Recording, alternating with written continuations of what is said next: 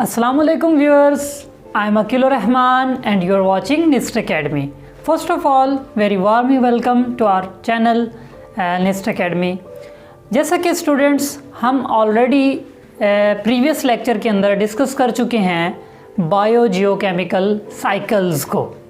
और biogeochemical cycles क्या होते हैं, हमने देखा कि ऐसे साइकिल्स जिनमें न्यूट्रिएंट्स जो होते हैं वो एटमॉस्फेयर से ऑर्गेनिजम्स के अंदर आते हैं और फिर ऑर्गेनिज्म से वापस एनवायरनमेंट में चले जाते हैं। तो इस तरह के साइकिल्स को हम बायोजियोकेमिकल साइकिल्स कहते हैं। तो हमने लास्ट प्रीवियस लेक्चर में कार्बन साइकिल को सीखा, जिसके अंदर हमने देखा कि किस तरह कार्बन जो है वो एटमॉस्फेयर के अंदर से ऑर्गेनिजम्स के अंदर एंटर होती है और फिर वापस एटमॉस्फेयर में चली जाती है। तो जी आज हम सीखेंगे कि उसी तरह बिल्कुल नाइट्रोजन भी एटमॉस्फेयर से ऑर्गेनिजम्स की बॉडी में आती है और फिर दोबारा वापस एटमॉस्फेयर में रिसाइकल हो जाती है। लेकिन यहाँ पे थोड़ा सा डिफरेंस ये है कि यहाँ पे फ्री स्टेट में यानी कि जो नाइट्रोजन है एटमॉस्फेयर में गैसेस फॉर्म में मौजूद है। लेकिन प्रॉब्लम क्या है, प्रॉब्लम ये है कि हम डायरेक्ट जो है एटमॉस्फेयर से नाइट्रोजन को नहीं ले सकते। मतलब हम ऐसी खुली हवा में फ़िज़ा से हम नाइट्रोजन को नहीं ले सकते। तो इसका सलूशन क्या है, इसका सलूशन ये है कि किसी तरह नाइट्रोजन को यानी कि यूटिलाइज़ करने के काबिल बनाया जाए और किसी तरह से ऑर्गेनिजम्स जो हैं यानी लिविंग थिंग्स जो हैं उनकी बॉडी में नाइट्रोजन आ जाए। तो सबसे पहले मैं आपको ये बता दूं कि कुछ जानदार यानी कुछ ऑर्गेनिजम्स ऐसे होते हैं जो एटमॉस्फेयर से डायरेक्टली नाइट्रोजन को ले लेते हैं, जैसे कि नाइट्रोजन फिक्सिंग बैक्टीरिया। लेकिन बाकी ऑर्गेनिजम्स जो है लिविंग थिंग्स जो है वो नहीं ले सकते। तो सबसे पहले तो हम नाइट्रोजन की बात करते हैं कि नाइट्रोजन बहुत ज़्यादा इम्पॉर्टेंट है हमारी लाइफ में। क्यों इम्पॉर्टेंट है? क्योंकि नाइट्रोजन जो है वो बहुत सारे बायोमॉलिक्यूल्स बनाती है। ठीक है, यानी कि मैं यहाँ पे कह सकता हूँ कि जो नाइट्रोजन है वो एक एसेंशियल इम्पॉर्टेंट एलिमेंट है। ठीक है, nitrogen is a very essential important element, यानी कि ये एक बड़ा अहम ज़रूरी एलिमेंट है। ठीक है, क्यों ज़रूरी है, किसके लिए ज़रूरी है? For all living things, for all living things, तमाम जानदारों के लिए। ठीक है, बाय सिंथेसिस ऑफ, क्योंकि ये तैयारी में इस्तेमाल होता है। ठीक है, by the synthesis of many biomolecules, क्योंकि ये बहुत सारे बायोमॉलिक्यूल्स बनाने में इस्तेमाल हुआ है। यानी ये नाइट्रोजन बहुत सारे बायोमॉलिक्यूल्स बनाता है। अच्छा जी, बायोमॉलिक्यूल्स तो आपको पता ही है, ऐसे मॉलिक्यूल्स जो लिविंग थिंग्स में पाए जाते हैं। अब यहाँ पे बायोमॉलिक्यूल्स बड़े बड़े जो है ना, मैं आपको बता देता हूँ।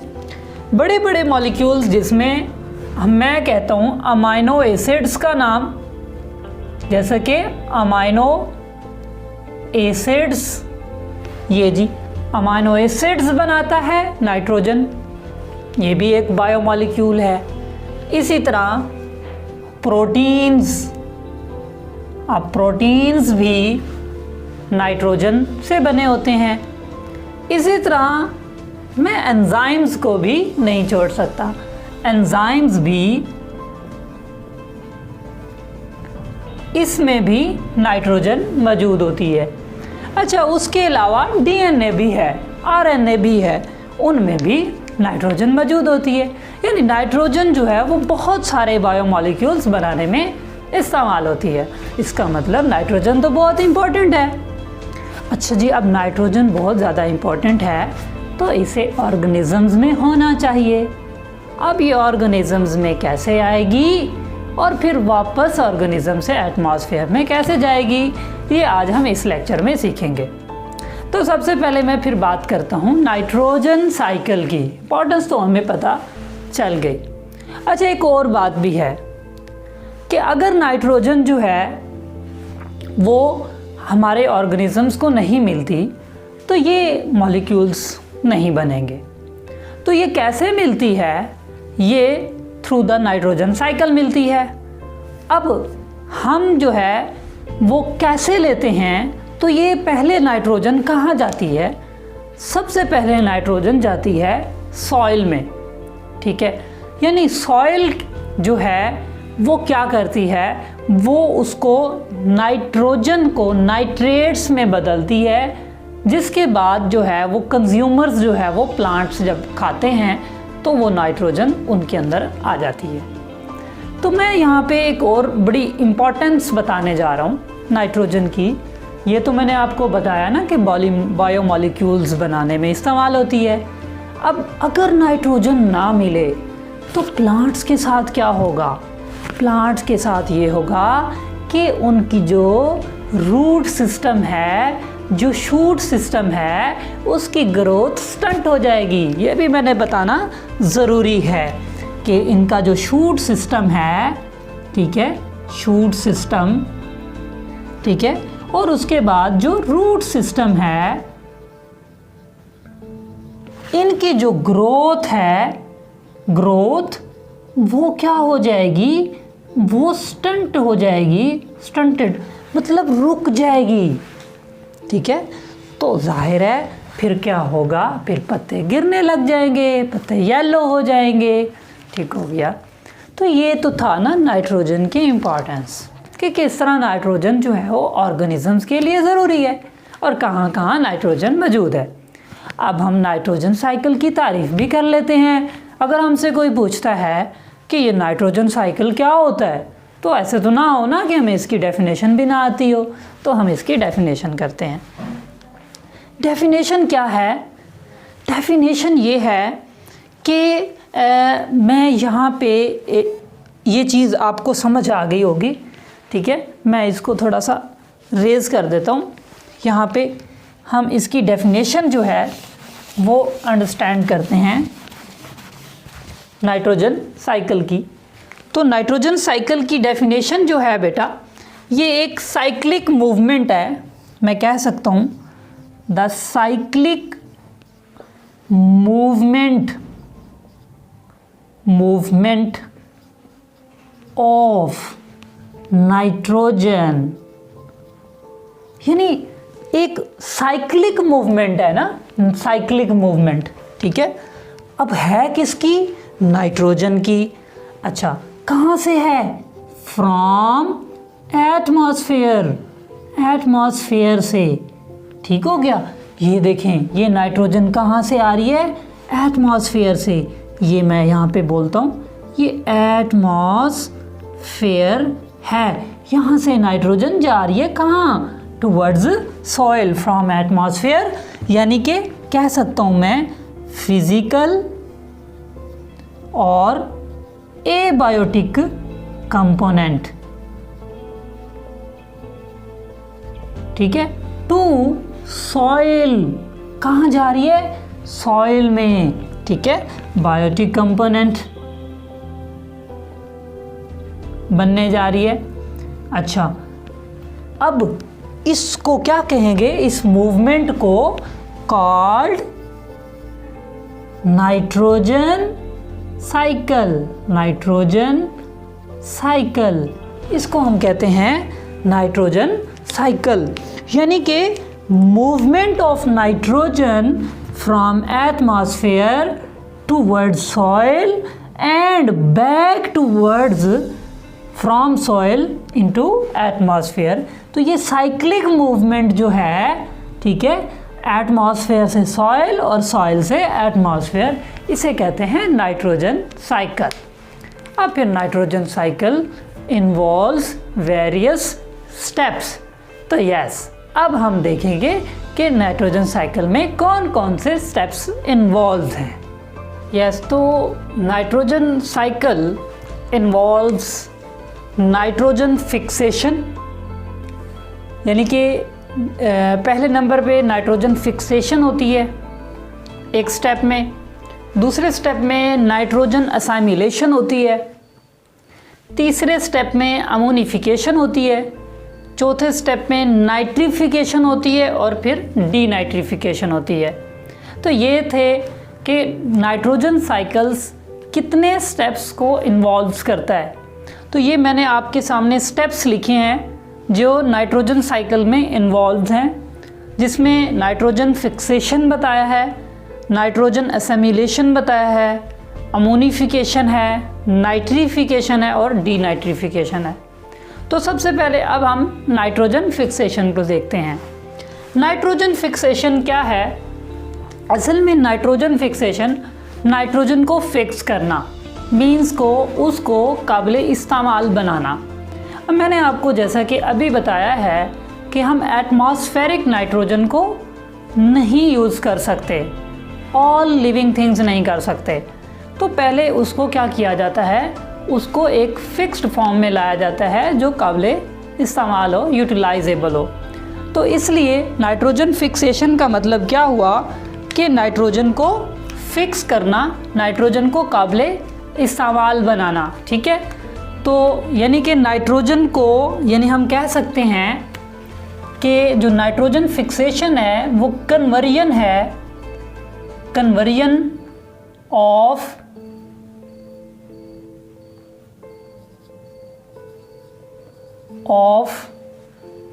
एटमॉस्फेरिक नाइट्रोजन into utilizable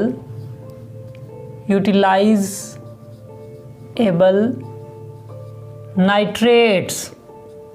यानी हम इसमें जो एटमॉस्फेरिक नाइट्रोजन होगी उसको काबिले इस्तेमाल नाइट्रेट्स के अंदर बदलेंगे, उसे कहेंगे नाइट्रोजन फिक्सेशन। यानी जब एटमॉस्फेरिक नाइट्रोजन को नाइट्रेट्स में बदला जाता है, इस प्रोसेस को कहते हैं नाइट्रोजन फिक्सेशन। ठीक है, तो नाइट्रेट्स कॉल्ड नाइट्रोजन फिक्सेशन। ठीक हो गया। तो नाइट्रोजन फिक्सेशन हमें समझ आ गया कि नाइट्रोजन फिक्सेशन क्या है, कि conversion of atmospheric nitrogen into nitrates is called nitrogen fixation. ठीक है, अब नाइट्रोजन फिक्सेशन जो है वो मुख्तलिफ तरीक़ों से होती है।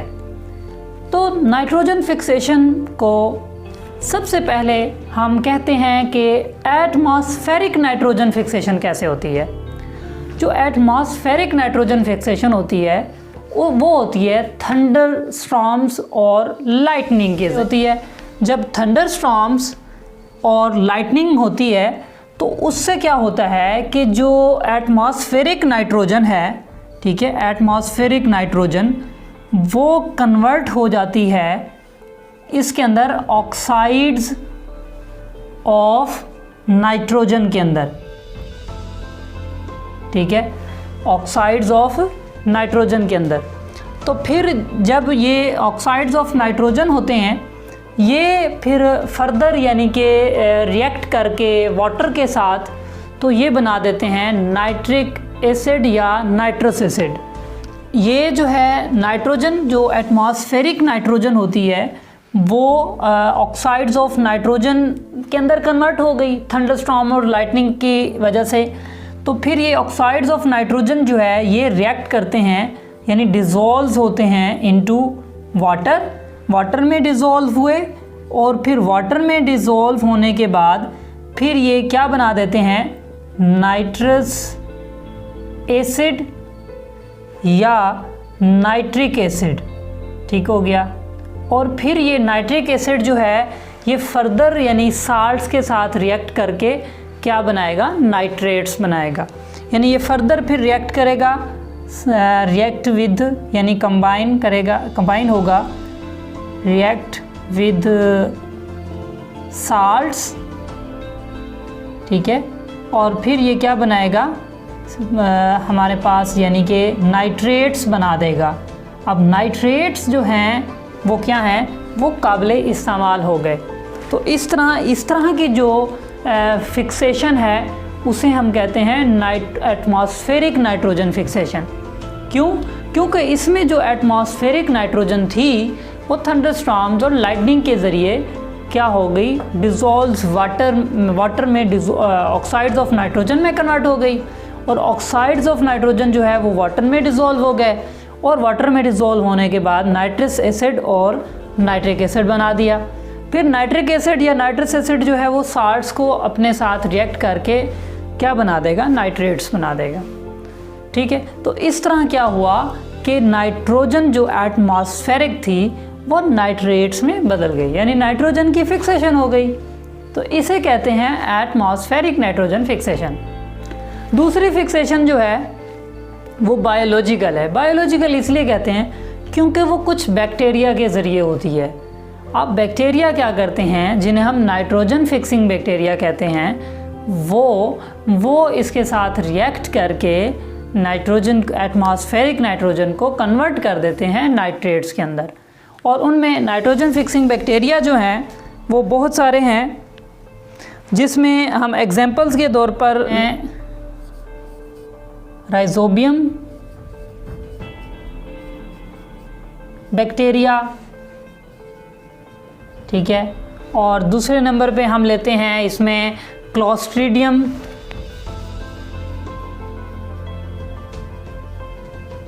ठीक है। और उसके अलावा हम लेते हैं यानी कि एजोटोबैक्टर,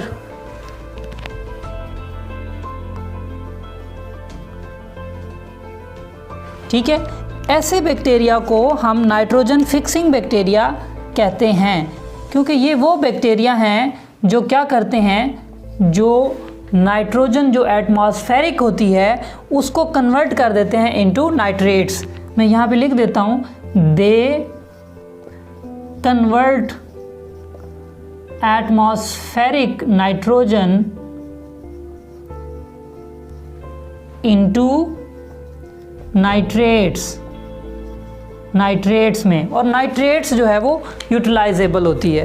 तो इस तरह के जो यानी कि क्योंकि ये ऑर्गेनिजम्स कर रहे हैं, यानी कि जानदार ही कर रहे हैं फिक्सेशन, इसलिए इसको बायोलॉजिकल नाइट्रोजन फिक्सेशन कहते हैं। क्योंकि यहाँ पे एटमॉस्फेरिक रोल था, इस वजह से उसे एटमॉस्फेरिक नाइट्रोजन फिक्सेशन कहते हैं। अब तीसरे नंबर पे आ गई हमारे पास इंडस्ट्रियल नाइट्रोजन फिक्सेशन।